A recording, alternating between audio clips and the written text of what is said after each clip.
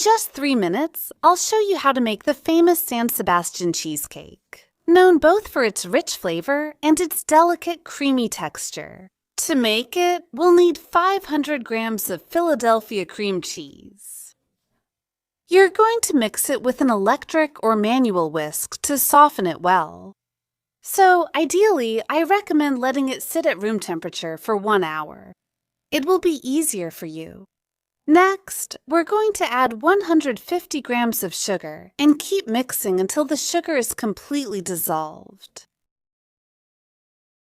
Next, we're going to add some vanilla. So I put in a teaspoon of vanilla powder. You can also add some lemon juice. And then we're going to crack 4 eggs one by one. So we start by adding the first egg. Mix well, then add the second egg.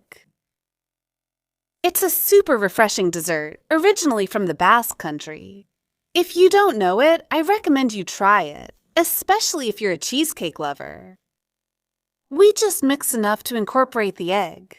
You shouldn't whisk too much either, or you risk introducing too much air. For this cake, the oven needs to be very hot, so we start by preheating it to 220 degrees. Next, I'm going to add 350 ml of heavy cream with 35% fat content. You can also use a cream with 30% fats. And then we'll add a little bit of flour, 30 grams, which we'll obviously sift to prevent lumps from forming.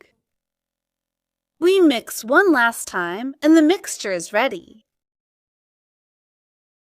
You will then take a mold or a ring with a maximum diameter of 18 to 20 centimeters. Personally, I used an 18-centimeter pastry ring.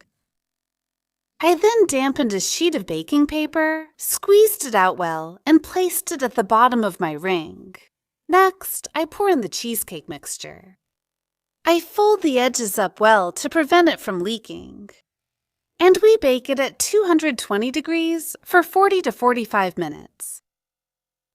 Next, I'm going to prepare a chocolate ganache by melting 90 grams of dark chocolate with 40 milliliters of heavy cream. The San Sebastián cheesecake needs to be well baked, nicely caramelized on top. We're going to let it cool completely at room temperature before putting it in the refrigerator for at least 3 hours. I left mine in overnight. And the next day, we can finally enjoy it. I hope you enjoyed the recipe. See you soon.